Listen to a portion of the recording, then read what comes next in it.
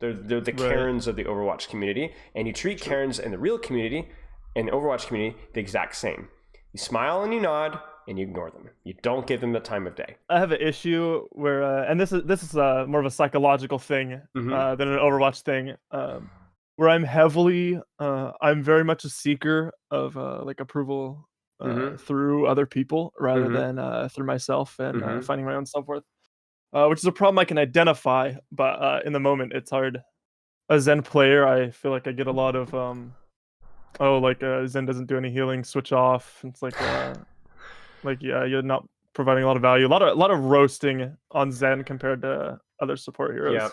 Yeah. And like, because a lot of people have the like monkey brain, like low heal equals bad support. Yeah, and I think the thing is, it's like you have to understand that it's like I've had to learn this, especially as I'm now like content creating and social media, and read YouTube comments and this and that, and some of my tweets occasionally pop off, and it just naturally, that's like part of my job, sadly. So what it does is exposes me to like a lot of people's opinions and a lot of people who honestly I could not care less about what you think, but it's hard to feel like that when they're right in your face, Yeah. And so like, you're doing the same thing with your ranked experience, I'm sure, where it's like, there's a lot of people out there where you've just opened your doors to feedback from people that you literally don't care about.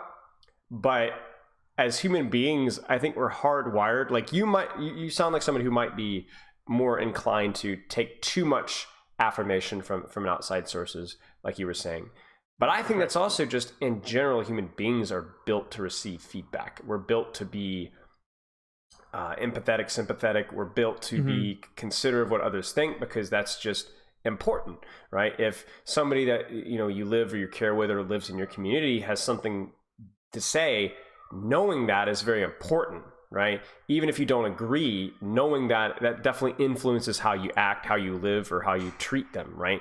So what happens is now we live in an age, whether social media or a video game, to where you're exposed to thousands of people's thoughts, and the vast majority of which are not worth your time. Not just the people, but their opinions. So I think that's something that you have to be careful about, is like that our psychology encourages us to like listen and care about what other people think. But our psychology isn't built for us to be exposed with thousands and thousands of people's opinions that have no impact on our lives, and we will never see or hear from again.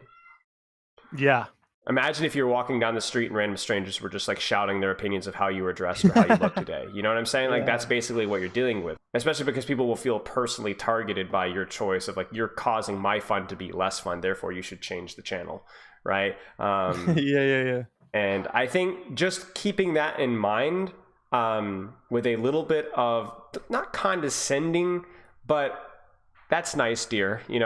I appreciate that you think that Zenyatta has no healing, but you don't understand the game very well, and I'm here to have fun and play this hero. So you can do what you'd like. You can throw the game. That's nice. Enjoy. Go along your own way. I'm on my own mission to have fun. So screw. And sometimes, I kind of fall into the like, oh God, maybe he's right. Yeah. Like maybe I need that, and then I'll switch, and then after the game, I'm like, why did I do that? I should.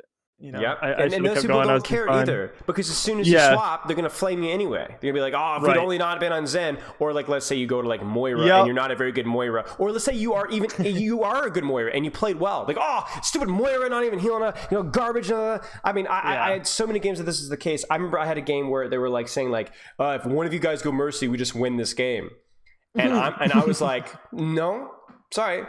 And some of the beta male of the support swaps to Mercy, and then we proceed to lose the game anyway, because shockingly my omnipresent hit scan didn't know what was going to happen in the game and didn't pop off with a Mercy pocket. I don't know how. They promised me, right? And then they go, oh, you're literally how your dog at Mercy, like, it starts flaming the guy.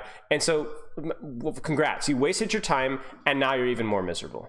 It's a lose-lose, right? And even in the games that you win, who cares? What did you get out of the game? Did you learn anything? Did you enjoy it? Right. Yeah, no not usually. So why? I'm not saying never swap, but swap to something that you want to play or you want to practice. You can't waste time like that. Like I think it's such a trap, because the type of people that are going to complain a lot about hero picks are going to be the type of people that complain about anything about 90% of the time. So there's no pleasing those people. They're the Karens of the Overwatch community, and you treat Karens in the real community and the Overwatch community the exact same. You smile and you nod and you ignore them. You don't give them the time of day. So it doesn't always get to me. Like sometimes if I truly feel like my discords have been impactful, and not that the scoreboard always tells how the game goes, but when you have like 40-50 assists or something, you know, like I don't worry about it too much if there's games like that where I'm already feeling confident. Right. But in the games where you're not feeling confident, that's when you're already fragile. And it's you're more usually likely... right. It's like they're if I'm already feeling like a little bit uncomfortable, they like damage boost my uncomfortability, and I'm like, okay. Yes, it's like I'm already on a downward spiral, and then this moron comes up and just gives me a nudge, and then I get like discorded in real life. That's exactly. But you know what? People are always going to be like that. You know, I think it's like when I was working with kids with like bullies and stuff. A lot of times when we work with kids in like the mixed martial arts thing, a lot of it was like trying to like pity the bully more than anything else, because you understand that like the position that they're in, and they're upset and they're miserable and they're frustrated. Not all the time, sometimes they're just tools, but sometimes they're not very happy individuals. And a lot of the bullies that I knew working as kids, and kids that got put into my programs that were bullies, had just terrible home lives, were not very happy kids. So it's like talking with people and being like, hey, you know, understand who you're dealing with here, you know, can give you a little bit of ownership over the situation. And that applies, I think, to Overwatch too. I'll never going after like insulting them back is just that like you said before, that was an actual lose-lose. Focus on the process, focus on yourself, understand those people have no idea what they're talking about, and obviously easier said than done, but really I think what makes Overwatch great is that there are so many things, little microcosms within Overwatch that allow you to like train for real life. And I think like it's kind of forces you to either you learn to adapt, or you don't.